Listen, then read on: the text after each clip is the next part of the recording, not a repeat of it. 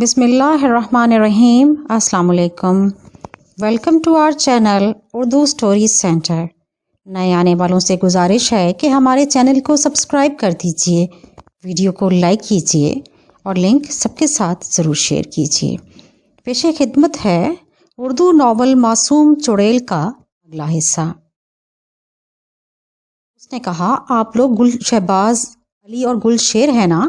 ہاں، مسز تنویر اندر موجود نہیں، آپ کے لیے پیغام دے گئی ہیں کہ کوئی بہت ہی ضروری کام پیش آ گیا۔ انہیں کہہ گئی ہیں کہ اگر اس کام سے فراغت جلدی ہو گئی تو وہیں پہنچ جائیں گی جہاں جانا ہے۔ ٹھیک ہے، شہباز نے کہا، اور پھر ہم وہاں سے چل پڑے۔ جب ہم نیلم ساجد علی کی رہائش گاہ پر پہنچے تو باہر ہی لان خوبصورتی سے سجایا گیا تھا اور بڑی زبردست ڈیکوریشن کی گئی تھی۔ بے شمار افراد وہاں موجود تھے۔ نیلم ساجد علی نے خود ہمارا استقبال کیا۔ اس وقت وہ جو کچھ نظر آ رہی تھی بیان نہیں کیا جا سکتا تھا۔ ایسی حسین عورتیں دیکھنے میں کم ہی آتی ہیں، لیکن اس میں بھی کوئی شک نہیں تھا کہ اس کے چہرے پر معصومیت نام کی کوئی چیز نہیں تھی، بلکہ ایک عجیب سا انداز تھا۔ اس نے گہری نگاہوں سے مجھے دیکھا تھا اور یہ نگاہیں رات والی نگاہوں سے مختلف نہیں تھیں۔ میں سحر زدہ سا اندر داخل ہوا۔ بڑے اچھے اچھے لوگ یہاں موجود تھے، لیکن اچانک ہی پیچھے سے ایک چیختی ہوئی آواز آئی، او میرے خدا! مجھے یقین نہیں آتا ڈیئر شہباز کہ آپ بھی یہاں موجود ہوں گے۔ شہباز نے پلٹ کر دیکھا اور میری نگاہیں بھی گھوم گئیں۔ یہ ایک نوجوان اور سڈول جسم والی لڑکی تھی۔ شہباز نے لڑکی کو دیکھا اور بولا، ڈیئر شمائلہ، کہو کیا حال چال ہیں تمہارے؟ میں بالکل ٹھیک ہوں، مگر یہ بتائیں نیلم ساجد علی سے تمہارے کب سے تعلقات ہیں؟ صرف ایک دن پہلے سے۔ کیا مطلب؟ وہ بولی، کل کلب میں ملاقات ہوئی تھی تو انہوں نے مجھے اور میرے دوست گل شیر کو اپنی سالگرہ میں آنے کی دعوت دی تھی۔ انہوں نے خود آپ کو دعوت دی تھی؟ شمائلہ نے کافی حد تک حیرانی سے کہا، کیوں، ایسی کیا خاص بات ہے؟ نہیں، میرا مطلب ہے نیلم ساجد علی، سب سے پہلی بات تو یہ ہے کہ مردوں سے بالکل بے تکلف نہیں ہوتی۔ کسی مرد کو اپنی سالگرہ میں دعوت دینا ان کے لیے بڑی عجیب و غریب کی بات ہے۔ اتنے لوگ جو یہاں آئے ہیں، کیا ان میں کوئی بھی مرد نہیں؟ شہباز نے پرمزاح لہجے میں کہا، نہیں، آپ کو یقین نہیں آئے گا ڈیئر شہباز، یہاں آنے والے مرد وہ ہیں جو اپنی ساتھی خواتین کے توسط سے یہاں تک پہنچے ہیں۔ کسی مرد کو براہ راست دعوت نہیں دی گئی ہے۔ یہ تو بڑی اجنبی اور عجیب بات ہے۔ آپ یقین کیجئے کہ وہ سیدھے منہ مردوں سے بات ہی نہیں کرتی، خود پسند اور مغرور ہیں۔ شہباز نے سوال کیا۔ میں اس دوران بالکل خاموش تھا اور شمائلہ کا جائزہ لے رہا تھا۔ وہ بولی، صرف مردوں کی حد تک، ورنہ لڑکیوں سے وہ بہت خوش اخلاقی اور محبت سے ملتی ہیں۔ مجھ سے ان کی ملاقات ہوئی تو وہ بہت جلد میری سہیلی بن گئیں اور انہوں نے مجھے گلے لگایا اور بھینج بھینج کر پیار کیا۔ انہوں نے مجھ سے میری عمر پوچھی۔ اس سال اگست میں 21 سال کی ہو جاؤں گی، وہ صرف 20 برس کی ہیں، لیکن انہوں نے کہا کہ میں ان کی بہترین دوست ہوں، وہ میری سالگرہ خود اپنے ہاتھوں سے منائیں گی۔ پتہ نہیں کیوں شہباز کے چہرے پر ایک عجیب سی کیفیت پھیل گئی تھی۔ اس نے آہستہ سے کہا، نے اس کی کوئی خاص بات محسوس نہیں کی شمائلہ؟ میں سمجھی نہیں۔ جو کچھ اس نے تم سے کہا، کیا وہ غیر معمولی نہیں؟ شاید، مگر سنو شمائلہ، ایک بات میں کہوں تم سے، تم میری بہت اچھی دوست ہو۔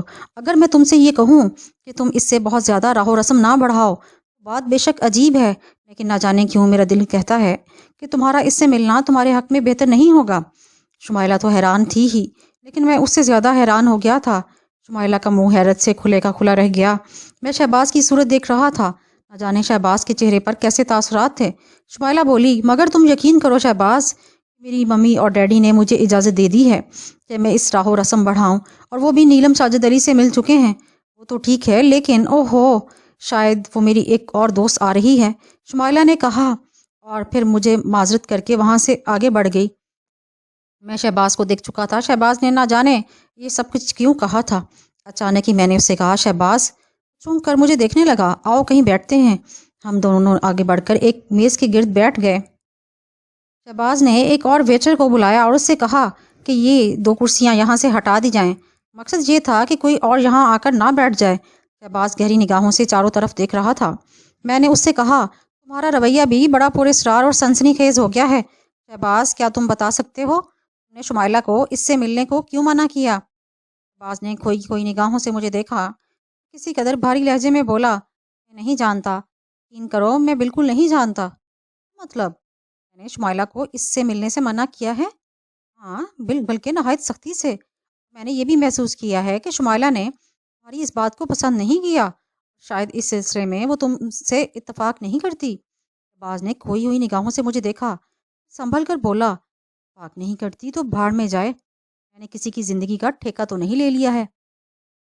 مطلب میں سمجھا نہیں۔ یار پلیز، اس بارے میں شاید تمہیں کچھ نہیں بتا سکتا، وہ اس لیے نہیں بتا سکتا کہ مجھے خود بھی کچھ نہیں معلوم، بس نہ جانے کیوں مجھے یوں لگتا ہے جیسے شمائلہ کی زندگی خطرے میں ہے۔ پر یہ شمائلہ ہے کون؟ میں نے سوال کیا۔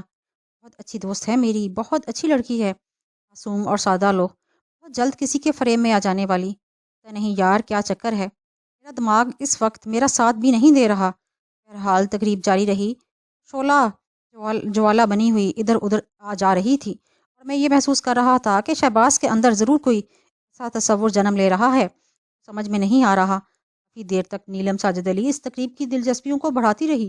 اچانک ہی ایک جگہ رک کر اس نے مجھے دیکھا، اور پھر وہی احساس ہوا، مجھے لگ رہا تھا جیسے اس کی آنکھیں مجھ سے کچھ کہہ رہی ہوں۔ بہرحال تقریب کا خاتمہ ہو گیا۔ شہباز کچھ مرجھایا ہوا اور اداس اداس سا تھا۔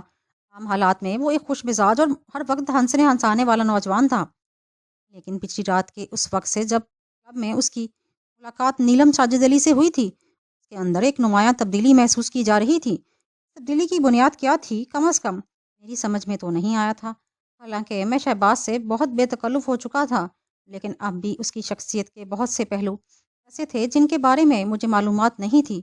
مجھ پر جو بیت رہی تھی وہ بھی میں اچھی طرح جانتا تھا۔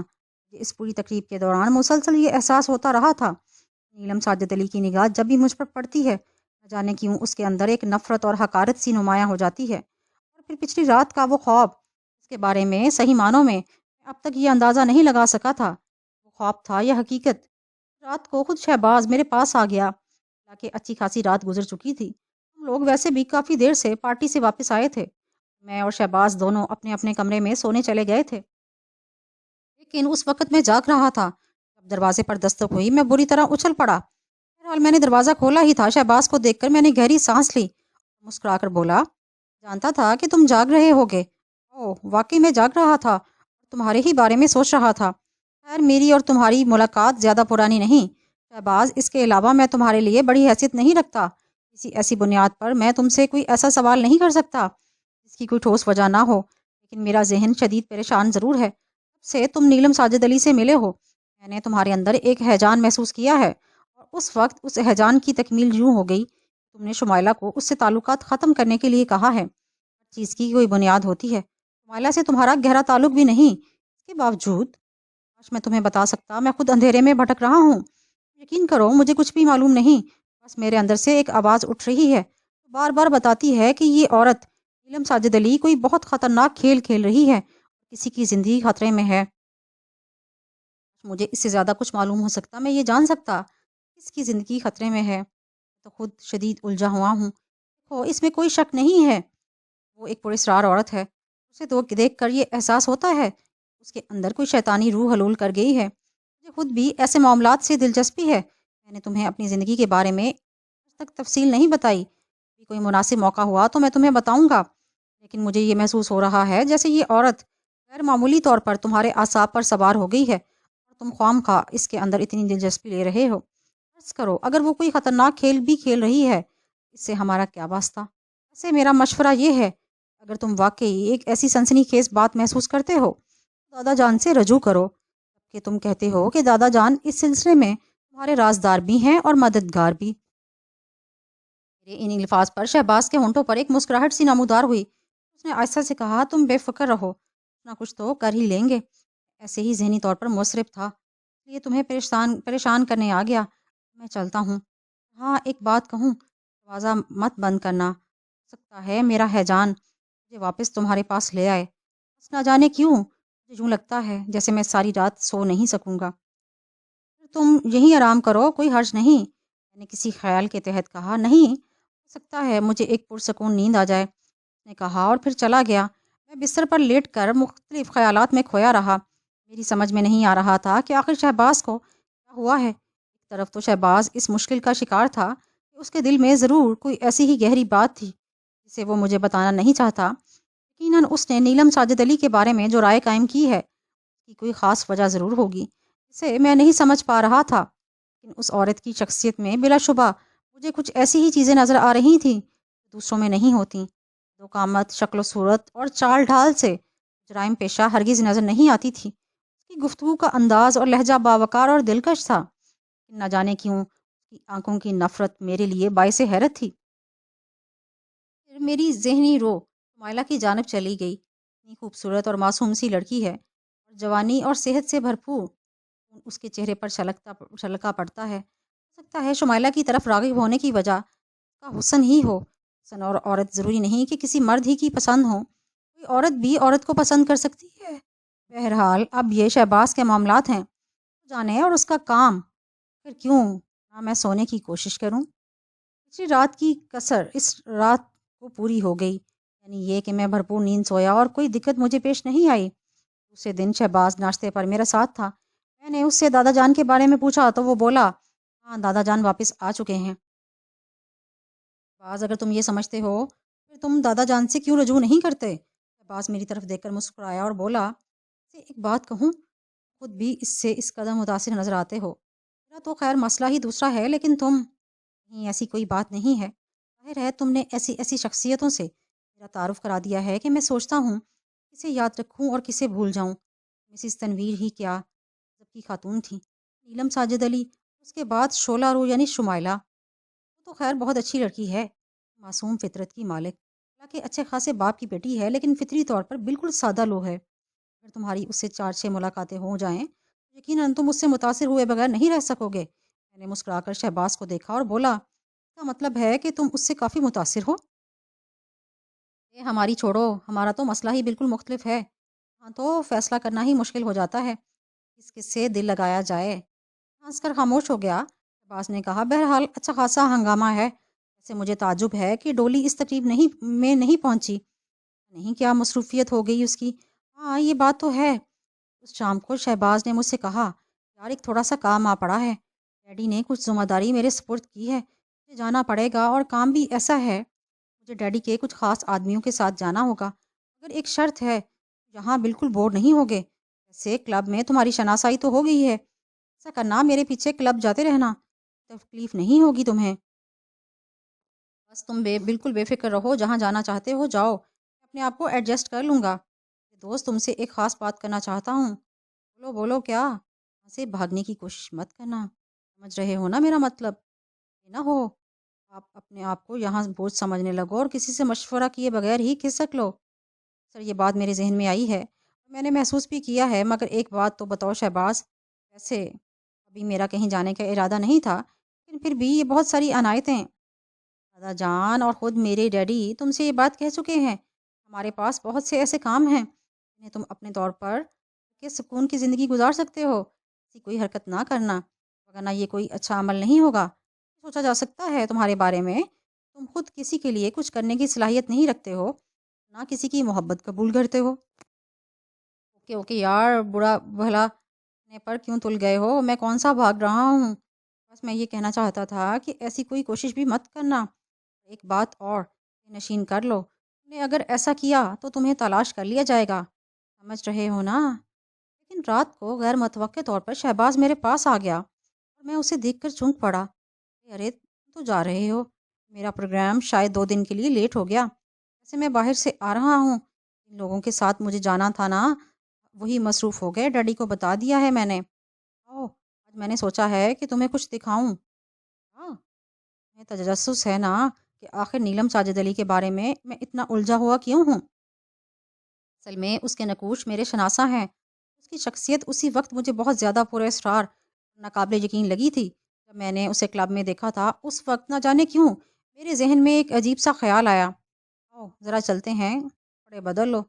ہم تیار ہو کر باہر نکلے، شہباز غیر معمولی طور پر خاموش تھا۔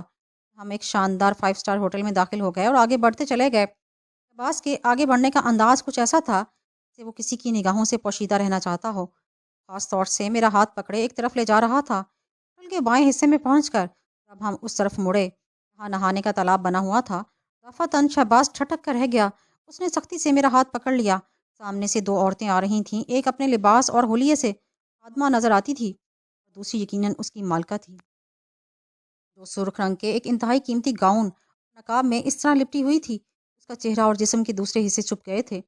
لباس کچھ عربی ٹائپ کا تھا اور یوں لگتا تھا جیسے کوئی پردہ نشین عرب خاتون اس ہوٹل میں مقیم ہے۔ جیسا کہ آپ کو بتا چکا ہوں، شہباز انتہائی پوشیدہ طور پر اس طرف آیا تھا، اس کے اندر ایک عجیب سی کیفیت چھپی ہوئی تھی۔ ہم اس وقت بھی درخت کی آڑ میں تھے، دونوں عورتیں ہمارے قریب سے گزریں تو ایک لمحے کے لیے سرخ لبادے والی عورت کے چہرے سے نقاب ہٹا اور دو چمکدار زرد آنکھیں نظر آئیں۔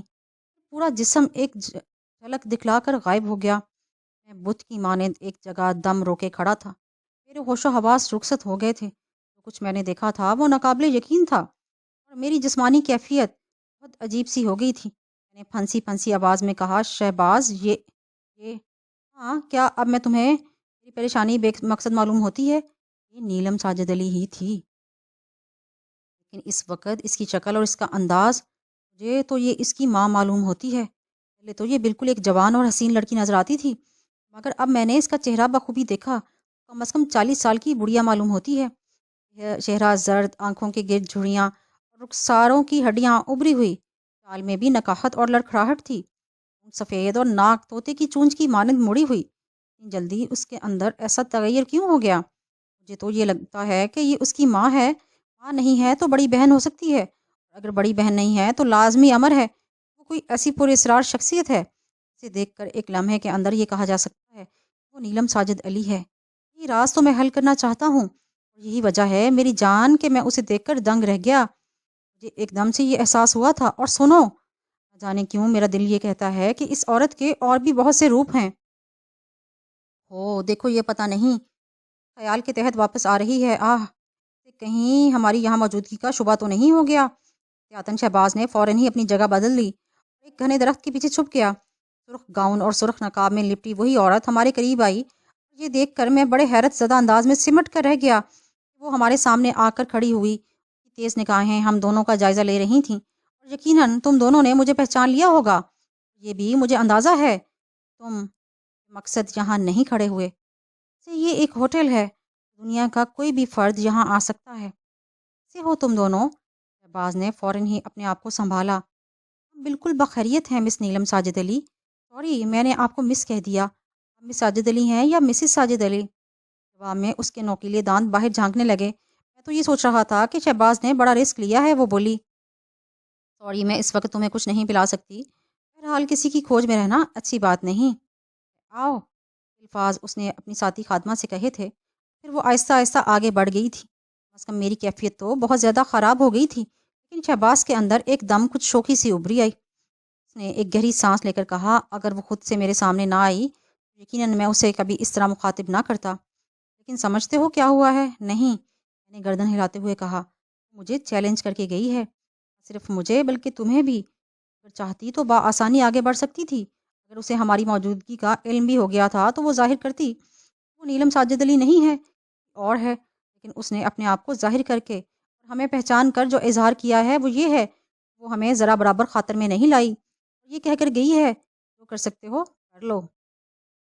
میں شہباز کی باتیں سن رہا تھا اور ان پر غور کر رہا تھا، مجھے لگ رہا تھا کہ وہ سچ کہہ رہا ہے۔ میں نے آہستہ سے کہا، شہباز خدا کے لیے مجھے کچھ تو بتاؤ، یہ قصہ کیا ہے؟ یہ عورت وہی ہے جسے کل میں نے دیکھا، لیکن اس کا حسن کہاں گیا؟ اپنی عمر سے 20 سال زیادہ بوڑھی نظر کیوں آ رہی ہے؟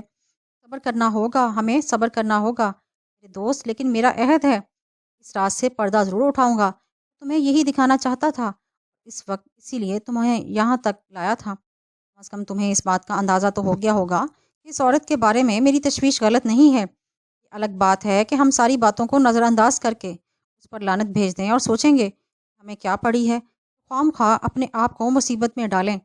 کہتے ہو اس بارے میں؟ نہیں، خیر، اب اتنی بزدلی کا مظاہرہ میں نہیں کروں گا، یقیناً ہمیں اس راز سے پردہ اٹھانا ہوگا، میں نے کہا، اور شہباز مسکرانے لگا۔ بہرحال سنسنی، شدید سنسنی رات کی تنہائیوں میں میرا ذہن خیالات کا مرکز بن جاتا تھا، میں ان ساری باتوں کے بارے میں بڑے الجھے ہوئے انداز میں سوچتا تھا، سمجھ میں نہیں آ رہا تھا کہ یہ کیا راز ہے کہ بڑی پراسرار قوتیں مجھ سے چمٹ گئی تھیں۔ خاص طور سے یہ احساس بھی میرے ذہن میں شدت پکڑتا جا رہا تھا، تو بابا کا معاملہ اب کچھ پھیکا پڑ گیا ہے، کہ ربابہ میری زندگی کا سب سے اہم مسئلہ تھی۔ بات یہ نہیں تھی کہ میں ربابہ سے پریشان اور خوفزدہ تھا۔ بے شک جس انداز میں میرے سامنے آئی تھی آج تک میری سمجھ میں نہیں آیا تھا، لیکن بہرحال اس کا تصور کر کے میرا دل ایک عجیب سی کیفیت کا شکار ہو جاتا تھا۔ سر یہ آرزو ابھرتی تھی اس کی حقیقت میرے سامنے آئے کسی بھی طرح کہ اس کے بارے میں پتہ چلے۔ دادا جان عموماً گوشہ نشین رہتے تھے۔ میں نے دل میں سوچا کہ کس طرح دادا جان سے ملاقات کر کے اس بارے میں ان سے معلومات حاصل کروں۔ لیکن پہلی بات تو یہ کہ وہ باہر بہت کم نظر آیا کرتے تھے، نہ کوئی ان سے ملنے آتا تھا اور نہ وہ کسی سے ملنے جاتے تھے، حالانکہ میرا رابطہ انہی کے ذریعے ان لوگوں سے ہوا تھا، لیکن وہ پیش نظر سے ہٹ چکے تھے اور یہ لوگ سامنے آ گئے تھے۔ حیرت کی بات ہی تھی کہ خود امتیاز علی صاحب بھی مجھ سے بہت مانوس ہو گئے تھے۔ کا ناشتے پر شہباز سے ملاقات ہوئی تھی اور کوئی خاص بات نہیں ہوئی تھی۔ میں ہاتھ اٹھا کر کہا تھا، یار ساری رات جاگتا رہا ہوں، موضوع پر اب کوئی بات مت کرنا، ذرا اطمینان سے اس موضوع پر گفتگو کریں گے۔ شام کو کوئی 5:30 بجے میں باہر نکلا، امتیاز صاحب سے سامنا ہو گیا، گاڑی کی طرف جا رہے تھے۔ مجھے دیکھ کر ہاتھ کا اشارہ کیا تو میں قریب آیا اور بولے، مصروفیت ہے؟ نہیں انکل، حکم دیجئے۔ یار ذرا میرے ساتھ چلنا ہوگا تمہیں، جلدی سے اپنے 2-3 جوڑے کپڑے لے آؤ۔ تمہیں معلوم ہے نا شہباز کو بھی میں نے ایک کام سے بھیجا ہے، جانا تھا اسے لیکن کوئی مصروفیت ہو گئی، آج جا رہا ہے، گیا ہوگا۔ ذرا میرے ساتھ میری زمینوں پر چلنا ہے، 5 دن کا پروگرام ہے، کوئی حرج تو نہیں؟ نہیں، میں نے بادل نخواستہ کہا، جاؤ بس چند جوڑے کپڑے لے آؤ، باقی سب خیریت ہے۔ میں نے فوراً ہی واپسی کے لیے قدم بڑھا دیے۔ بہرحال ان لوگوں سے کم از کم نہ تعاون تو کرنا ہی تھا۔ مجھے بہترین ماحول میسر ہو گیا تھا اور اگر میں اپنی طرف سے ہی گڑبڑ نہ کرتا تو یوں لگ رہا تھا جیسے میرے مستقبل کے لیے بھی یہ گھر ایک بہترین سہارا ہے۔ شاندار قسم کی گاڑی میں جس میں ہر قسم کی آرام کی چیزیں موجود تھیں سفر شروع ہو گیا۔ میں امتیاز علی صاحب کے ساتھ کی زمینوں کی دیکھ بھال کے لیے چل پڑا تھا۔ پورا خاندان ہی بہت اچھے لوگوں کا خاندان تھا۔ اس سے پہلے دادا جان سے واسطہ پڑا تھا، دادا جان مجھے یہاں تک لانے کا ذریعہ بنے تھے۔ شک وہ ایک گوشہ نشین انسان تھے۔ یہاں آنے کے بعد جب انہیں اس بات کا اطمینان ہو گیا یہاں مطمئن اور خوش ہوں اور دوسرے لوگوں نے یہاں آمد کو دل سے قبول کر لیا ہے، وہ بھی مطمئن ہو گئے۔ ان کے ساتھ رہ کر مجھے قطعی طور پر یہ احساس نہیں ہو سکتا تھا میں اجنبی جگہ پر ہوں۔ امتیاز صاحب کے ساتھ میرا یہ سفر بہت ہی خوشگوار ثابت ہوا۔ مہربان اور محبت کرنے والے آدمی تھے، مجھے بھی ان کے ساتھ زمینوں کا کام کرنے میں لطف آ رہا تھا۔ میں نے وہ سارا حساب کتاب سنبھال لیا جو پہلے خود کی ذمہ داری تھی، خوب خوش اسلوبی سے سارے داد و شمار بنائے۔ امتیاز علی صاحب تو آنکھیں پھاڑ کر رہ گئے، کہنے لگے، میاں نے تو مجھے چکرا کر رکھ دیا، تو مجھے یہ احساس ہو رہا ہے اصل ذمہ دار تو ہوں میں نہیں، اور جو کچھ میں کرتا ہوں تم نے اس سے کہیں بہتر انداز میں کر ڈالا۔ اصل میں کبھی کبھی بہت زیادہ شرافت اور ذمہ داری بھی انسان کو پریشان کر دیتی ہے، جیسے اب تم پریشان ہو جاؤ گے۔ میں نہیں سمجھا انکل، سمجھنا اتنا مشکل کام بھی نہیں، تو یہ ذمہ داری میں تمہارے ہی کندھوں پر ڈال دوں گا۔ اچھا کارکن مجھے اور کون ملے گا؟ تو بھاگو گے تو نہیں؟ نہیں، میں بھاگنے والوں میں سے نہیں بیٹے، زندگی میں انسان کو کچھ نہ کچھ تو کرنا ہی پڑتا ہے۔ جیسا کہ تمہارے بارے میں مجھے معلومات حاصل ہوئی ہیں، تمہاری کوئی ایسی خاص مصروفیت بھی نہیں، تو زندگی میں کبھی کبھی انسان کو ایسے سہارے ملتے ہیں۔ میرا سہارا ملا ہے اور مجھے اچھی بات یہ ہے کہ تمہارا میرا بیٹا بھی ہے اور میں یہ ذمہ داری اس پر بھی ڈال سکتا ہوں، لیکن تم بھی میرے لیے اپنے ہی بیٹے کی مانند ہو۔ ذرا ان تمام چیزوں کو اور غور سے سمجھ لینا، کے فائدے مشترک ہوں گے۔ الفاظ میں پہلی اور آخری بات کہہ رہا ہوں کہ بہرحال یہ خیال بھی رکھنا پڑے گا کسی کے لیے کچھ کرنے کا مطلب اس سے کچھ حاصل بھی ہو۔ پھیکی سی ہنسی کے ساتھ بولا، جو محبت آپ نے مجھے دی ہے یہ میرا حاصل ہے۔ خیر ہم اس سلسلے میں بالکل غیر جذباتی گفتگو کریں گے۔ چلو ٹھیک ہے، سارے معاملات بعد میں ٹھیک ہو جائیں گے۔ جب ہم کئی دن کے دورے کے بعد واپس پہنچے، پتہ چلا کہ شہباز آ کر دوبارہ چلا گیا، صرف چند گھنٹوں کے لیے آیا تھا اور میرے لیے ایک ملازم کو پیغام دے گیا تھا ابھی 3-4 دن اور لگ جائیں گے، اس لیے ذرا بے فکر ہو جاؤں، اپنے کام سے کام رکھوں۔ معلومات کی تو پتہ چلا 3 دن پہلے وہ گیا ہے۔ بہرحال یہ کوئی ایسی خاص بات نہیں تھی، اپنے آپ کو یہاں بالکل بہتر محسوس کر رہا تھا۔ یہ بھی اتفاق ہی تھا، جس دن میں پہنچا تھا اسی شام 6:30 بجے شہباز بھی آ گیا۔ جناب آپ نے بھی اپنا کاروبار آخر شروع کر ہی دیا، مگر میں بہت خوش ہوں۔ اس کی بنیادی وجہ یہ ہے کہ اگر ڈیڈی کو کوئی من بھا جائے تو سمجھ لو اس کے بارے نیارے ہو گئے۔ اچھے انسان ہیں میرے ڈیڈی، یقین کرو کہ تمہیں اب یہاں کوئی تکلیف نہیں ہوگی۔ लोग जहाँ बैठे हुए बातें कर रहे थे। फ़ोन की घंटी बजी। फ़ोन मेरे ही करीब रखा हुआ था। मैंने रिसीवर उठाया। हेलो, मैंने कहा तो दूसरी तरफ से आवाज़ आई। हेलो, कौन बोल रहा है? आवाज़ किसी औरत की थी। उसमें थोड़ी-सी लर्ज़िश थी। आवाज़ से अंदाज़ा होता था कि औरत 40-45 साल से कम नहीं होगी। किससे बात करना चाहती हैं खातून? पास यहीं रहते हैं? उन्हीं का नंबर है ना? जी हाँ, बिल्कुल। अरे करम, वो कहीं आस-पास मौजूद हैं तो उन्हें मेरा पैगाम दे दीजिए। से सिर्फ़ ये कहिए, आंटी फ़रीदा बोल रही हैं, वाइला की वालदा। वाइला की हालत बेपनाह ख़राब है। राहे करम शहबाज़ मुझसे मिल लें, बड़ी मेहरबानी होगी। आंटी मैं आपकी बात शहबाज़ से कराता हूँ, मैंने कहा। शहबाज़ जो हैरत से मुझे देख रहा था, जल्दी से फ़ोन की जानिब बढ़ गया और उसकी आवाज़ सुनाई दी। "तो कौन बोल रहा है खैरियत आंटी फ़रीदा क्या बात है? क्या?" ने कहा और उसके चेहरे का रंग बदलने लगा। उसने फ़ौरन ही कहा, "मैं फ़ौरन पहुँच रहा हूँ। बस, बस, मैं आ रहा हूँ, आप फ़िक्रमंद ना हों, ओके?" कहकर उसने फ़ोन रख दिया। उसके चेहरे का रंग ख़ासा तब्दील हो चुका था। वो मेरी तरफ रुख करके बोला, "जल्दी करो यार, जल्दी करो। उफ़ मेरे खुदाया! मेरा ख़दशा दुरुस्त साबित हुआ, बिल्कुल दुरुस्त साबित हुआ। अगर शुमाइला मर गई तो मैं ज़िंदगी भर अपने आप को माफ़ नहीं कर सकूँगा। सब मेरी गफ़लत की वजह से हुआ है। काश मैं उस बदरू को पहले ही ख़त्म कर देता। काश!"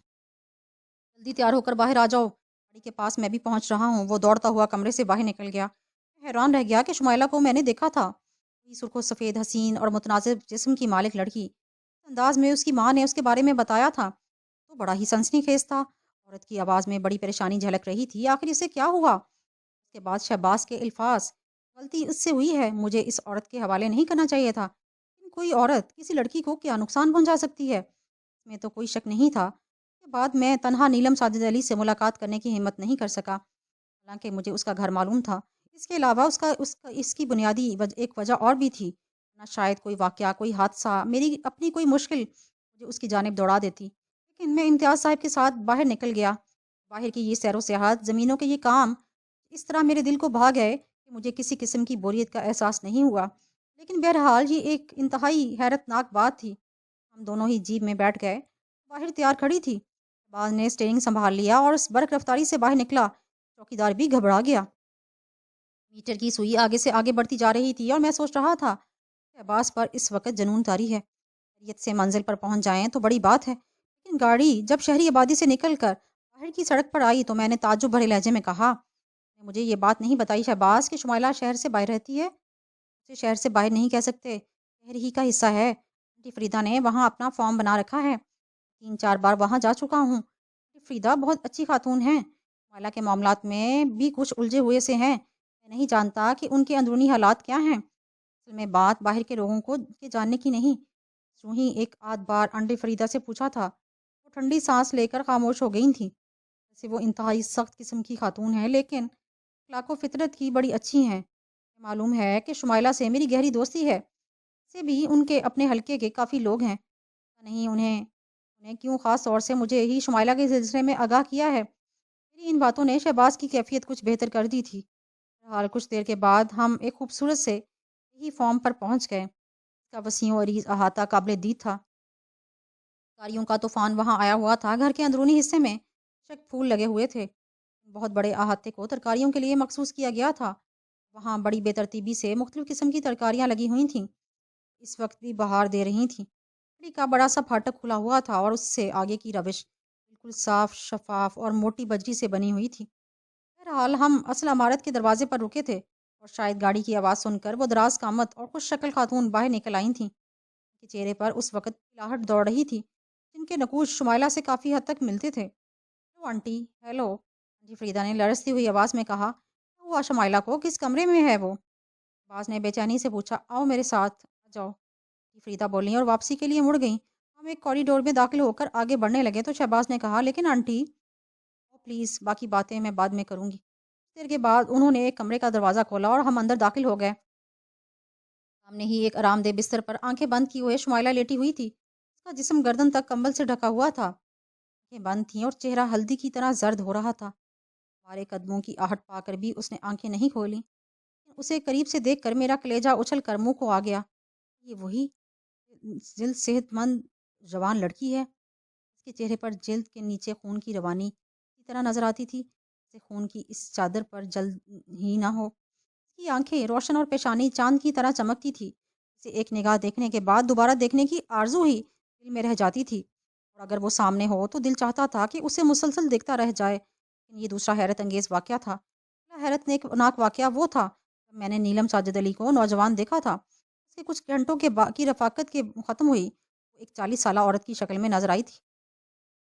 اس وقت نیلم ساجد علی کا کیس بہت پیچھے رہ گیا تھا۔ وائلہ ہڈیوں کا ایک ڈھانچے کی شکل میں میرے سامنے کھڑی تھی، پر زرد رنگ کی ایک سوکھی کھال دی گئی ہو۔ شہباز کے چہرے پر غم کے تاثرات ابھر آئے۔ پتھرایا ہوا اپنی جگہ کھڑا شمائلہ کو دیکھتا رہا۔ میری اپنی کیفیت بھی اس سے کوئی مختلف نہیں تھی۔ بات یہ نہیں تھی کہ شمائلہ سے میرا کوئی رشتہ تھا، میں نے تو صرف اسے ایک بار دیکھا تھا کہ شہباز اس سے مخاطب ہوا تھا۔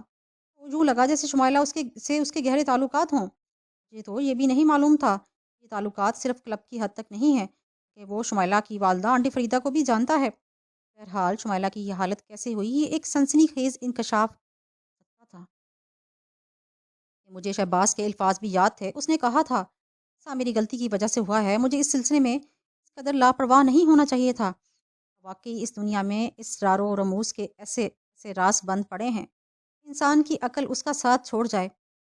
آنٹی ہمارے کب میں کھڑی ہوئی تھی، میں نے پلٹ کر ان کی صورت دیکھی، ان کے رخسار بھی آنسوؤں میں تر تھے۔ درد بھری آواز میں کہا، دیکھو صحیح، اسے کیا یہ وہی شمائلہ ہے؟ چند دن پہلے گلاب کی طرح کھلی ہوئی تھی، کیا ہو گیا اسے، کیا ہو گیا آخر؟ زارو قطار رونے لگیں۔ آپ پلیز اپنے آپ کو سنبھالیے آنٹی، پلیز ٹھہریے، آپ کو پانی پلاتا ہوں۔ واپس پلٹا۔ بیڈ روم میں فریج ایک گوشے میں رکھا ہوا تھا۔ اس نے اس میں سے ایک بوتل نکالی اور فریج کے اوپر گلاس رکھا ہوا تھا۔ اس نے گلاس میں پانی ڈالا اور اس دوران میں نے ایک کرسی گھسیٹ کر آنٹی کو اس پر بٹھایا۔ آنٹی فریدہ نے پانی پیا اور اس کے بعد میری طرف رک کر کے بولی، تم گل شیر ہو؟ میں نے حیرت سے شہباز کی صورت دیکھی، بجائے میرے آنٹی فریدہ ہی بولی، فون تم نے ہی اٹھایا تھا؟ میرا مطلب ہے شہباز کے گھر میں؟ آنٹی فون میں نے ہی اٹھایا تھا، لیکن میرا آپ نام کیسے جانتی ہیں؟ یہ نہیں سوچا کہ میں نے آخر شہباز ہی کو اس سلسلے میں کیوں اطلاع دی، کہ شاید تمہارے علم میں یہ بات نہ ہو۔ میرے اور بھی تعلقات ہیں، یہاں تک کہ میرا فیملی ڈاکٹر بھی موجود ہے، اس کا نام گلریز ہے۔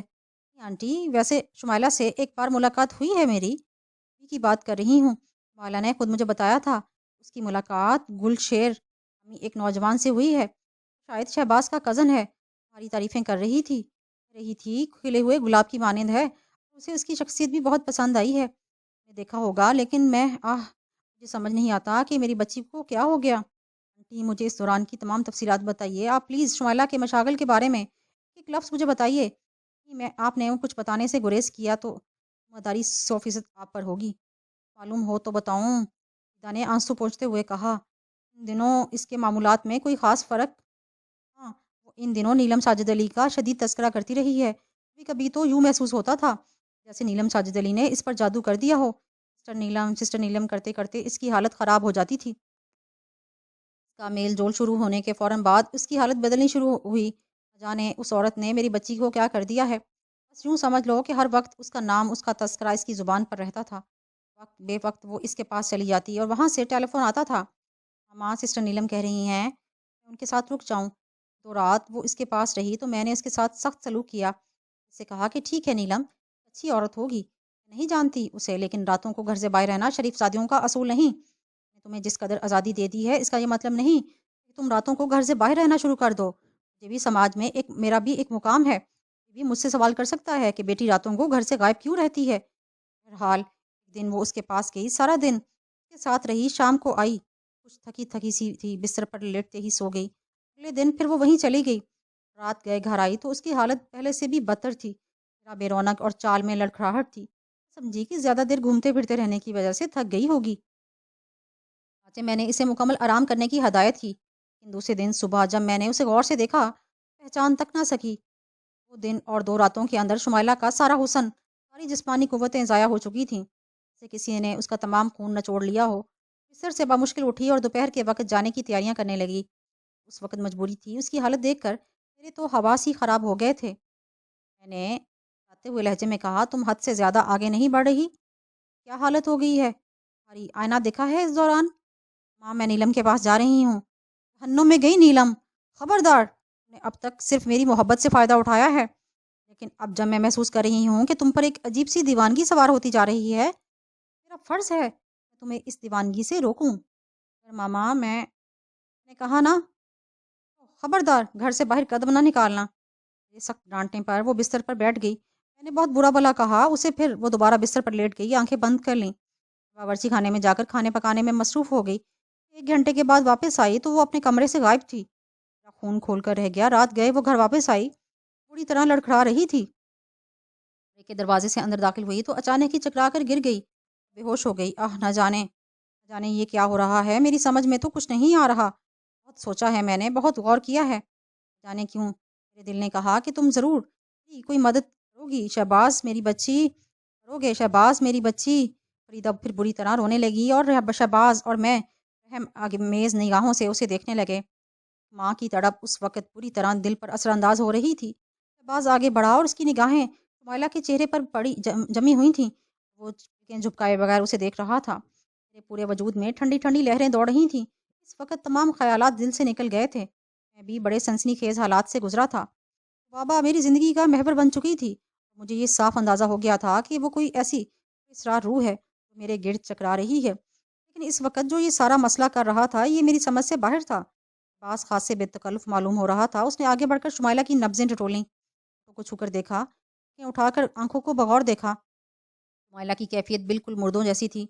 سوچ بھی نہیں سکتا تھا چند دن پہلے کی تر و تازہ لڑکی اس وقت کس حالت میں پڑی ہوئی ہے۔ اچانک ہی اس کے جسم میں ہلکی سی جنبش ہوئی، ہونٹوں سے آواز نکلی، ماما ماما۔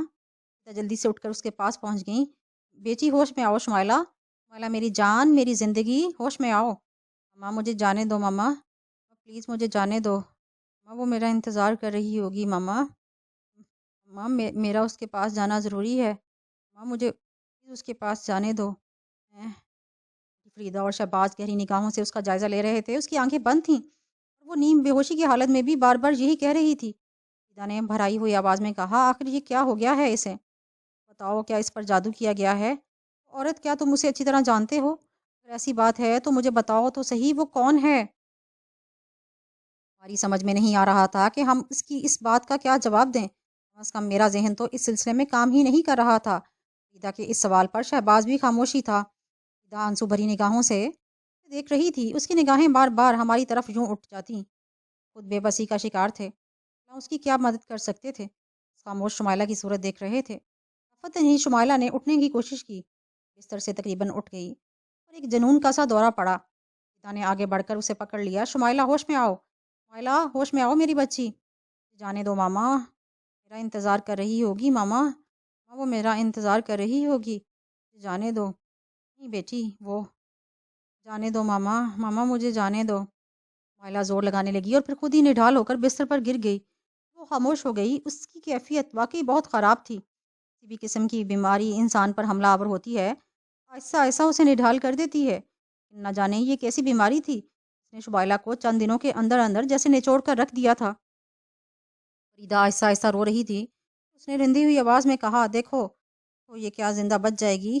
اس کی زندگی کے کچھ امکانات ہیں، تو ذرا اسے کیا حالت ہو گئی ہے اس کی۔ میری سمجھ میں نہیں آیا میں کیا کروں؟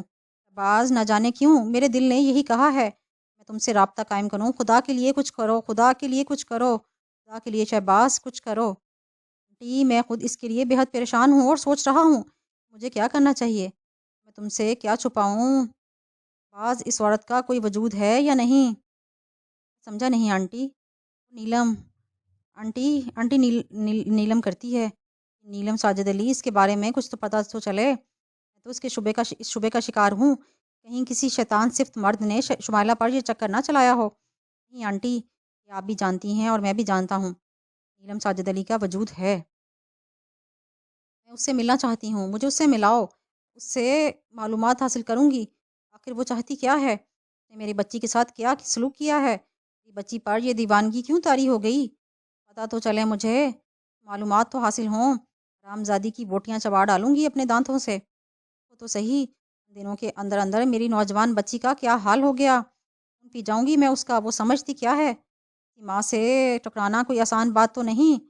باس تم میری مدد کرو، راہ کرم میری مدد کرو، میں آپ کی ہر طرح کی مدد کے لیے حاضر ہوں۔ اصل میں ڈاکٹر گلریز کو دکھانا چاہتی ہوں، میرا فیملی ڈاکٹر ہے اور میں جانتی ہوں کہ قابل اعتماد بھی ہے، لیکن اپنے تمام راز کسی دوسرے کو سونپ دینا مصیبت کا باعث بھی بن سکتا ہے۔ خدا نخواستہ اگر کوئی اور بات نکلی اور شمائلہ کو کوئی نقصان پہنچا تو پھر ڈاکٹر گلریز تو ہمیں اچھی طرح جانتا ہے ہمارا رازدار بن جائے گا۔ میں اس کے ہاتھوں کے لونا بن جاؤں گی۔ سمجھ رہے ہو نا میری بات؟ کہ وہ ایک شریف آدمی ہے، مجھے اس سے کوئی خطرہ نہیں، لیکن پھر بھی جوان بچی کے مستقبل کا معاملہ ہے۔ میں ہر طرح سے مصیبت میں گرفتار ہوں۔ میں نے دونوں کو اپنا رازدار بنا کر اس بات کا ثبوت دیا ہے میں دنیا میں سب سے زیادہ تم پر اعتماد کرتی ہوں، میری مدد کرو۔ باز نے گردن ہلائی اور مجھے اشارہ کر کے ایک طرف ہٹ گیا۔ خود تشویش زدہ نظر آ رہا تھا۔ میں نے اس سے کہا، ہاں کیوں، کیا بات ہے؟ میرا ایک بہت ہی گہرا دوست ہے ڈاکٹر آفتاب، اس پر ہر طرح کا اعتبار بھی کر سکتا ہوں۔ خیال ہے ہم ڈاکٹر آفتاب کو بلا لیتے ہیں، ہمیں شمائلہ کے بارے میں صحیح مشورہ دے سکے گا۔ ایسا کر لیتے ہیں اگر تم سمجھتے ہو کہ وہ اس حد تک قابل اعتماد ہے۔ سے میرا خیال ہے آنٹی ٹھیک کہہ رہی ہیں، شمائلہ کے معاملے کو اتنا نہیں اچھالنا چاہیے، کوئی اس سے ناجائز فائدہ اٹھانے کی کوشش کرے، میں اس سلسلے میں احتیاط رکھنا ہوگی۔ میں خود بھی اس بات کو محسوس کرتا ہوں، دیکھتے ہیں کیا صورتحال ہوتی ہے۔ ڈاکٹر آفتاب کو فون کرتا ہوں، یہ آخری فیصلہ تھا۔ سیدھا بستر پر شمائلہ کو درست کر رہی تھی جو اب بالکل بے ترتیب پڑی ہوئی تھی۔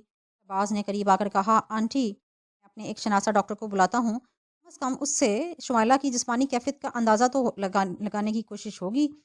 کہہ کر شہباز ٹیلی فون کی جانب بڑھ گیا۔ میں خاموشی سے شمائلہ کا جائزہ لے رہا تھا اور میرے کانوں میں شہباز کی آواز گونج رہی تھی، ہلو، ہاں جی ڈاکٹر آفتاب سے بات کرائیے، بابا سے کہہ دیجئے کہ شہباز بات کر رہا ہے، باز امتیاز علی، کہہ تو دیجئے اسے آپ نے کسی قسم کی بدتمیزی کی تو اس کی ذمہ دار آپ خود ہوں گی۔ میں آپ سے کہہ رہا ہوں تو آپ اسے بتا دیجئے۔ جی میں انتظار کر رہا ہوں، باز نے سخت لہجے میں کہا، پھر کچھ لمحوں کے بعد بولا، ڈاکٹر آفتاب اور کیسے کیسے بدتمیزوں کو فون پر بٹھا دیتے ہو؟ کون تھی؟ اتنی بری بات ہے جب اس سے یہ بات کہی جائے کہ وہ تمام احتیاط بالائے طاق رکھ کر تمہیں اطلاع دے، اتنی بحث کیوں کرتی ہے؟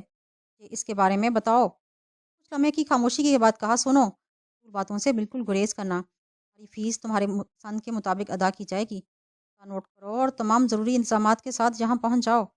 ہاں پتہ لکھو اور دیکھو، بات سنو، کبھی انسان کی ذہنی کیفیت بالکل مختلف ہوتی ہے، مجھے جانتے ہو نا، بس ویسے تم انتہائی کنجوس آدمی ہو، مجھے اس بات کا علم ہے، لیکن تمہیں اس وقت کوئی نقصان نہیں ہوگا، وعدہ کرتا ہوں۔ ہاں لکھو۔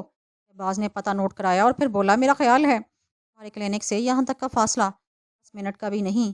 ہاں مرض کی نوعیت میں بتا ہی دیتا ہوں، نوجوان لڑکی ہے، اچانک ہی اس پر کمزوری کا حملہ ہوا ہے، شاید چند روز کے اندر اندر اس کا وزن اتنا گرا ہے تصور سے بھی باہر ہو۔ باقی وجوہات کیا ہیں اس کا اندازہ تم خود لگا سکتے ہو، میں نے تمہیں یہ بات اس لیے بتا دی ہے کہ تم ذہنی طور پر تیار ہو کر آؤ۔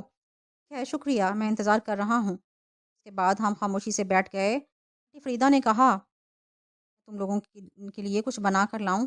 نہیں آنٹی اس وقت نہیں، شہباز نے پوری سنجیدگی کے ساتھ کہا۔ پھر کچھ دیر کے بعد بیل بجی تو شہباز خود ہی دروازہ کھولنے چلا گیا۔ جس شخص کے ساتھ واپس آیا وہ ایک اچھی شخصیت کا مالک نوجوان آدمی تھا، چہرے سے ذہانت ٹپک رہی تھی۔ شہباز نے کوئی رسمی بات نہیں کی۔ ڈاکٹر آفتاب شمائلہ پر جھک گیا، پہلے اس کا مختلف طریقے سے جائزہ لیتا رہا، نبض دیکھی، اس کے بعد پلکیں وغیرہ اٹھا کر دیکھیں، شمائلہ بے ہوش تھی۔ اس نے اپنے بیگ سے ایک انجیکشن نکالا اور اسے تیار کر کے شمائلہ کے بازو میں انجیکٹ کر دیا۔ اس کے بعد فریدہ سے بولا، آپ انہیں ہلکا سا کپڑا اڑا دیجئے، فکر مند ہونے کی ضرورت نہیں، میں کچھ ٹیسٹ کرانے ہوں گے، میں اور آپ کو ایک بہتر مشورہ دوں گا اگر آپ مناسب سمجھیں۔ ہاں بولو۔ بہتر یہ ہوگا کہ آپ اسے میرے کلینک میں داخل کروا دیں، وہاں اس کی بھرپور نگرانی کروں گا۔ تم اس سلسلے میں ہمیں کچھ بتا سکتے ہو ڈاکٹر آفتاب؟ کی بے پناہ کمی کوئی ایسی وجہ ہے جس سے جسم کے اندر کا خون دم سے ختم ہو گیا؟ چیزیں جس قدر خوفناک ہو سکتی ہیں اس کا آپ لوگوں کو بھی اندازہ ہوگا، معمولی بات نہیں ہے۔ میں نے اس لیے مشورہ دیا کہ میری لیبارٹری میں ہر طرح کے انتظامات موجود ہیں، بھی ٹیسٹ ہو جائے گا اور ہر طرح کے ٹیسٹ وہاں سے کیے جا سکیں گے۔ اس کے برعکس باہر سے اگر آپ کچھ کرائیں گے تو آپ کو پریشانی ہوگی۔ بالکل بے فکر رہو، بہت جلدی فیصلہ کر کے انہیں ہمارے کلینک میں لے آئیں گے۔ ذرا اس سلسلے میں آنٹی سے بات کر لینا چاہتا ہوں۔ میں نے انہیں انجیکشن دے دیا ہے، اگر تم انہیں وہاں لانا چاہو تو ڈاکٹر فراست ہوگا، اگر کوئی وقت متعین کر دو تو میں وہاں چلا جاتا ہوں، سے ڈاکٹر فراست تمہیں ہر طرح کی سہولتیں فراہم کرے گا، پہنچ کر مجھ سے رابطہ قائم کر لینا۔ خیال ہے، میں نے جواب دیا اور شہباز کی طرف دیکھنے لگا۔ शहबाज ने कहा कि मैं ज़रा आफताब को नीचे तक छोड़ आऊं। आंटी फरीदा ने शहबाज की तरफ देखा तो शहबाज बोला, ना करें, आफताब की फ़ीस मैं आपसे ले लूँगा। उसके बाद वो बाहर निकल गया। आंटी फरीदा गर्दन झुकाकर खामोशी से बेटी को देखती रहीं। लम्हे के अंदर ये एहसास हो रहा था जैसे शुमाइला को कुछ सुकून महसूस हुआ हो। सूरत हाल वही की वही थी। समझ में नहीं आ रहा था अचानक शुमाइला पर ये हमला क्यों हुआ है। शहबाज वापस आ गया और उसने कहा कि आंटी क्या कहती हैं आप इस बारे में। बाज, जब यहाँ तक काम कर रहे हो तुम, इसका फैसला भी तुम खुद ही करो। बोलो क्या कहते हो। मेरी राय है कि आंटी के माइला को डॉक्टर आफ्ताब के क्लिनिक में दाखिल कर देना मुनासिब होगा। की दो वजूहत हैं। नंबर एक, शुमाइला की भरपूर देखभाल होगी। इस चीज़ की उसे ज़रूरत होगी वो फौरी तौर पर हस्पताल में फ़राहम की जा सकेगी। उसके लिए बाहर के लोगों की भाग दौड़ नहीं करनी पड़ेगी। दूसरी ये कि अगर शुमाइला बहुत ज़्यादा दीवानगी का शिकार हो गई, इसे वहीं की वहीं संभाला जा सकता है। तो आपको इस सिलसिले में भाग दौड़ नहीं करनी पड़ेगी, वो वहीं दुरुस्त हो जाएगी। फिर नीलम साजिद अली यहाँ आकर इससे रब्ता नहीं कर पाएगी। समझ रही हैं ना आप, यहाँ नहीं पहुँच पाएगी। हम में से कोई ये नहीं बताएगा कौन से क्लिनिक में दाखिल है। इस तरह आर्जी तौर पर इसकी नीलम साजिद अली से बचत हो जाएगी। अगर वो कुतिया आखिर है कौन, मुझे उसके बारे में तफसीलात तो बताओ। आखिर वो रहती कहाँ है, क्या करती है, मेरी बच्ची के साथ उसने क्या सलूक किया, तो पता चल जाए मुझे। आंटी, ये सब बात की बातें हैं। फ़ौरन ही डॉक्टर आफताब से इस सिलसिले में बात कर लेता हूँ। आपसे इजाज़त लेना ज़रूरी था। कुछ तुम्हें ही करना पड़ रहा है शहबाज, और तुम ही जब ये सब कुछ करोगे क्लिनिक में पहुंचाने में देर नहीं करनी चाहिए। तमाम इंतजामात खामोशी से किए गए और उसके बाद बेहोश सुमाइला को मैंने और शहबाज ने संभाला। कुछ देर के बाद हम उसे डॉक्टर आफताब के क्लिनिक तक पहुंचाने में कामयाब हो गए। डॉक्टर फरासत ने फ़ौरन ही कहा, डॉक्टर साहब, मेरा ख्याल है अभी कमरे में मौजूद हैं। आपके यहाँ से यहाँ आए थे और उन्होंने मुझे इस बारे में हदायत की हैं। डॉक्टर आफताब को बुला लो, शहबाज ने कहा। आफताब जो घर वापस जाने की तैयारी कर रहा था ही वापस आ गया। मेरे पीछे ही क्यों ना ले आए। सब फजूल बातों से गुरेज करो, सारी जिम्मेदारी तुम्हारी है। चंद बातें मैं तुम्हें बताना चाहता हूँ, पर ख़ास तौर से गौर करना। माइला पर दौड़े पड़ते हैं। आंटी नीलम साजिद अली हैं जो जिसके पास ये जाना चाहती है। ख़ास तौर से तुम्हें ये निगरानी करनी है वो कमरे से निकल कर भागने ना पाए। ख़ास तौर से इसका ख्याल रखना। बहुत अच्छा किया तुमने, लेकिन तुमने ये मालूम नहीं किया कि ये नीलम साजिद अली कौन है। अल्लाह बेहतर जानता है। भी मालूम करने की कोशिश करेंगे। यार, कुछ सूरत हाल संगीन सी नज़र आ रही है। और आफताब, इस संगीन सूरत हाल का तजिया करने के बाद ही मैंने तुम्हारा इंतखाब किया है। मेरे दोस्त हो, मुआवजे का मसला बिल्कुल नहीं है। हमारे जो अखराजात हैं और जो फीस होगी भरपूर तरीके से अदा की जाएगी। तुम्हारी जिम्मेदारी भी भरपूर होगी। केस ना तो किसी जुर्म का है, ना कि कोई ऐसी बात है कानून के लिए उलझन का बायस हो। सिर्फ हमारी ज़ाती उलझन है, में तुम्हें शरीक करना पड़ेगा। डॉक्टर आफताब ने इस वक्त दोस्ती का सबूत देते हुए कहा, अरे यार, ऐसी बातें कर रहे हो, तुम्हें मुझ पर एतबार नहीं है। बिल्कुल इस मामले को या राज में रखूंगा, तुम इस मामले में बिल्कुल परेशान मत हो।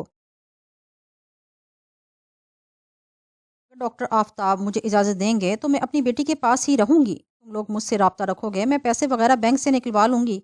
बराह करम मेरे इस मुश्किल वक्त में मेरा साथ दो। किसी और को अपना राजदार नहीं बना सकती, तुम ही मेरे राजदार हो। मेरी मदद करो, तुम्हें खुदा का वास्ता। किस कदर परेशान ना हो आंटी, सब ठीक हो जाएगा। शहबाज ने उन्हें तसल्ली दी और डॉक्टर आफताब को मजीद हदायत देकर हम दोनों वहां से निकल आए। शहबाज के चेहरे पर गहरे गौर फिक्र के आसार थे। थोड़ी देर के बाद हम घर पहुंच गए। शहबाज मेरे कमरे में ही बैठ गया और फिर बोला, यार तुम ज़रा एक मिनट रुको, मैं ज़रा कॉफ़ी के लिए कर आता हूँ। इस वक्त वाकई उसे किसी मशरूब की ज़रूरत महसूस हो रही थी। अपने बारे में खैर मैं कुछ भी नहीं कह सकता, मेरा माजी तो आपके सामने है। बस थोड़ा ज़हनी मेयार बढ़ता जा रहा था। पता नहीं कैसी कैसी मुश्किलात से निकल कर ज़िंदगी के इस मोड़ तक पहुंचा था।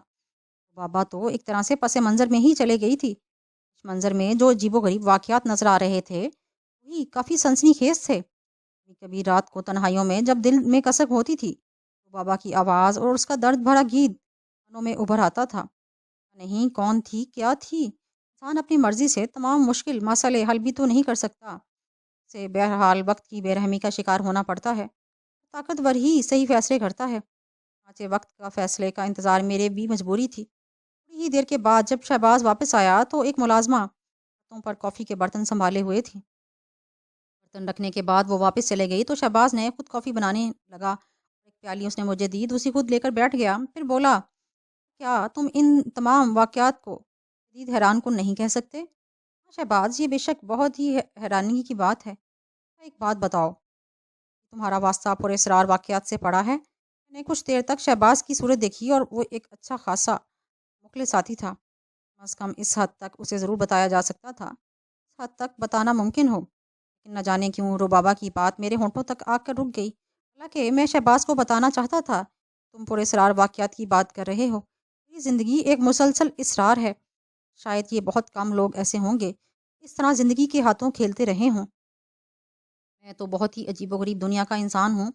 بابا میری زندگی کا محور ہے، لیکن میں اس کے بارے میں کچھ بھی نہیں جانتا. مجھے نہیں معلوم کہ وہ کون ہے، میرے لیے کیوں بھٹک رہی ہے. میں یہ بھی نہیں جانتا کہ اب وہ کہاں ہے اور کیا کر رہی ہے، کیا چاہتی ہے مجھ سے. ساری باتیں میرے ہونٹوں تک آنا چاہتی تھیں.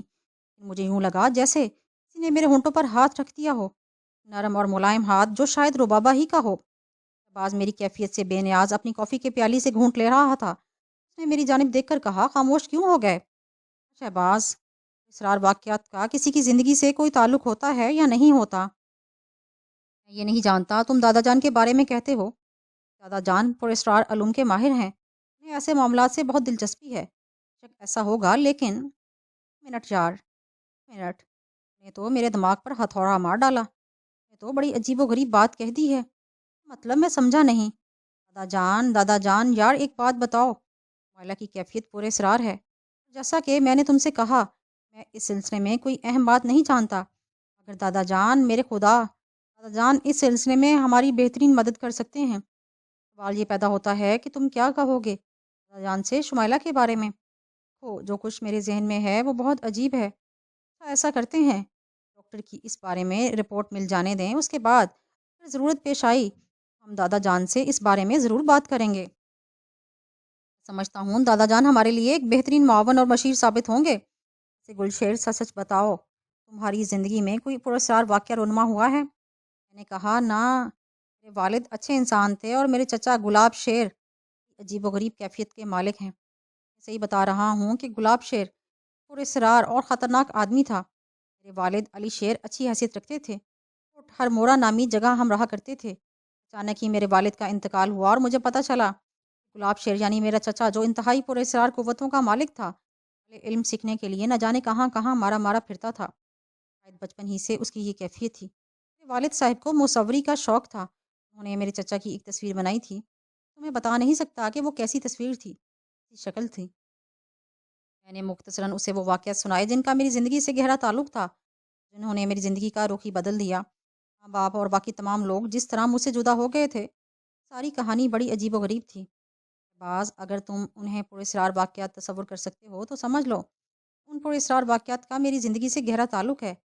باز کافی کا گھونٹ لے رہا تھا اور اس کے چہرے پر تاثر کا اندازہ تھا. اس نے گہری سانس لے کر کہا، واقعی کوئی شک نہیں، تمہاری زندگی میں بھی بڑی پراسراریت ہے. اسے یہ کہہ رہا تھا، یوں تو بہت سے واقعات پیش آئے ہیں جو پراسرار ہیں. جو واقعہ ہوا ہے، جس طرح تم نے شمائلہ کو دیکھا تھا، اس کے بعد تمہیں وہ جس شکل میں نظر آئی، وہ بڑی عجیب و غریب ہے. اصل میں یہ کہنا چاہتا تھا کہ زندگی میں بہت سے ایسے عجیب و غریب واقعات ہوتے ہیں انہیں حیران کن کہا جا سکتا ہے. کیا تمہیں انسانی خون پینے والے انسان کے بارے میں کچھ معلومات ہیں؟ ایسا کوئی واقعہ تمہارے علم میں ہے جس میں ایسے کسی انسان کا تذکرہ ہو؟ مطلب، میں نے پرخیال لہجے میں کہا، یار نہ جانے کیوں میرے ذہن میں ایک عجیب سا تاثر، یوں لگتا ہے جیسے کسی نے شمائلہ کے بدن کا سارا خون نچوڑ لیا ہو. جیسے کسی نے، بس کیا بتاؤں تمہیں، بڑی عجیب و غریب بات ہے. مجھے یہ بتاؤ، کیا تم نے کبھی انسانی بھیڑیوں کے بارے میں کچھ سنا ہے؟ انسانی بھیڑیے؟ میں نے سوال کیا. ہاں، جبکہ میرے علم میں کچھ ایسی عجیب و غریب باتیں ہیں جنہیں تم تصور بھی نہیں کر سکتے. یہ بتاؤ، نیند آ رہی ہے؟ نہیں، بالکل نہیں. پھر میں تمہیں کچھ ایسے پراسرار واقعات کے بارے میں بتاتا ہوں جن میں خون پینے والے انسانوں کا تذکرہ ملتا ہے. صرف اخباری یا کتابی واقعات نہیں، یہ ایک بڑی سچائی ہے. جیسا کہ تمہیں معلوم ہے کہ دادا جان کی بے شمار زمینیں ہیں. ہم لوگ تھوڑی سی دیہی زندگی گزارتے رہے ہیں. یہ والد صاحب کا شوق تھا. انہوں نے شہری رہائش پسند، ورنہ قصبہ حسین پور کے نام سے ہے. ہاں، ہماری آبائی حویلی ہے. حسین پور کہنے کا تو ایک قصبہ ہے، لیکن اس کے اطراف میں بڑی بڑی صنعتیں قائم ہیں. بڑے بڑے صنعت کاروں نے حسین پور کو خوبصورت موسم سے متاثر ہو کر وہاں اپنی کوٹھیاں بنوائی ہیں۔ تم حسین پور ابھی تک نہیں گئے، ایک بار وہاں جا کر دیکھو، زمین پر ایک ایسا حسین شہر بسا ہوا نظر آئے گا، اسے دیکھ کر تم انتہائی خوشی محسوس کرو گے۔ حسین پور میں بہت سے صنعت کار رہتے ہیں، میں ایک بہت بڑا علی آزاد ہے۔ علی آزاد خاصی والی فطرت کا مالک تھا۔ ایک دن اس کے ساتھ ایک بدترین حادثہ پیش آیا۔ علی آزاد نے اپنے بیان میں بتایا، وہ ایک سرد دھندلی صبح تھی، وہ قبرستان پہنچا۔ اس وقت ہلکی ہلکی بارش ہو رہی تھی، لیکن علی آزاد کے دل کو غم لگا تھا، وہ موسم سے متاثر نہیں کرتا تھا۔ اس وقت وہ قبرستان کے بڑے گیٹ پر پہنچا تو اس کے چہرے پر غم کے گہرے آثار چھائے ہوئے تھے۔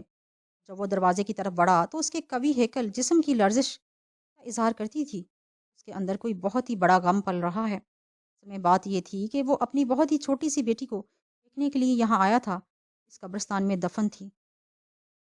پچھلی ہی شام اس کا انتقال ہوا تھا۔ علی آزاد اپنی بیٹی کو بے پناہ چاہتا تھا، ان تقدیر نے اس سے اس کی یہ ننھی اولاد چھین لی۔ گزشتہ شام ہی اسے دفنایا گیا تھا، ان شدید بارش اور حد سے زیادہ تاریکی کے باعث گورکر نے قبر کو پتھروں کی سلوں سے ڈھکنے کا کام دوسرے دن پر ملتوی کر دیا۔ علی آزاد اتنی صبح اس مقصد کے تحت آیا تھا، گورکن کے لاش ڈھکنے سے پہلے ایک دفعہ پھر کوشش کرنے کے اپنی بیٹی کا چہرہ دیکھ سکے۔ ایک باپ کی خاموش خواہش تھی، اس کا اس نے کسی سے کوئی تذکرہ نہیں کیا تھا۔ بڑے آدمیوں کے اس قبرستان میں بہت سا عملہ متعین کیا گیا جو قبروں کی دیکھ بھال کیا کرتا تھا۔ لیکن ایک آدمی نے صبح ہی صبح علی آزاد کو دیکھا، انعام کے لالچ میں دوڑتا ہوا اس کے پاس آ گیا۔ اس نے علی آزاد کو جھک کر سلام کیا۔ علی آزاد آہستہ آہستہ اس حصے کی طرف بڑھا جہاں بچی کی قبر تھی۔ دھندلی سی تاریکیوں میں اسے ایسا محسوس ہوا جیسے کوئی جانور یا آدمی اس کے قدموں کی آہٹ پا کر قبر سے نکلا اور اچھل کر ایک طرف بھاگ گیا۔ علی آزاد چھٹک کر وہیں رک گیا، غور کرنے لگا کہ یہ کیا چیز تھی، آدمی، بھیڑیا یا کوئی بھوت پریت؟ بات اس کی سمجھ میں نہیں آ سکی۔ بہرحال گورکن اس کے پیچھے پیچھے آیا۔ اس نے خود بھی شاید اس بات پر غور کیا تھا، لیکن یہ دیکھ کر اس کا منہ حیرت سے کھلے کا کھلا رہ گیا۔ اس کے حلق سے بے اختیار ایک چیخ نکلی، ارے باپ رے! آزاد کو چونکہ خود بھی اچھی طرح یہ اندازہ ہو گیا تھا کہ کوئی اس قبر کے پاس ضرور موجود تھا۔ وہ جلدی سے قبر کے پاس پہنچا اور جب اس نے قبر کو دیکھا وہ دہشت سے لڑکھڑا گیا۔ ضبط کے باوجود اس کے منہ سے دبی دبی سی چیخ نکل گئی، میرے خدا، میرے خدا! اس نے دیکھا کہ بچی کا کفن پھٹا ہوا ہے، اس کا ادڑا ہوا اور نوچا ہوا کفن بھی مٹی کے اوپر دھجیوں کی صورت میں رکھا ہوا ہے۔ لاش کے اعضاء الگ الگ ہو چکے ہیں، بچی کا ننھا سا پیٹ چاک کر کے آنتیں نکال لی گئی تھیں، اس کے جسم کے دوسرے حصے پر دانتوں کے نشانات نمایاں تھے۔ ایسا معلوم ہوتا تھا جیسے کسی جانور نے لاش کو قبر سے نکال کر ہڑپ کرنے کی کوشش کی ہے۔ علی آزاد کو اپنی بیٹی سے بے پناہ محبت تھی، وہ تو اس کا تصور کے تحت یہاں آیا تھا کہ آخری بار اس کا دیدار کرے، لیکن اس کا جو حال اس کی نگاہوں کے سامنے آیا تھا اس نے اسے برباد کر کے رکھ دیا۔ وہیں گھش کھا کر گر پڑا۔ بد نصیب باپ کو فوراً ہسپتال پہنچایا۔ یہ آزاد ہفتوں زیر علاج رہا، لیکن اس حادثے کا اثر اس کے ذہن پر ایسا ہوا وہ پھر درست ہو ہی نہ سکا، کہ اعصاب مفلوج ہو گئے تھے۔ مشکل تمام اس نے یہ ساری تفصیل بتائی۔ یہ حادثہ کوئی معمولی نہیں تھا، پورے حسین پور میں ایک شدید سنسنی پھیل گئی۔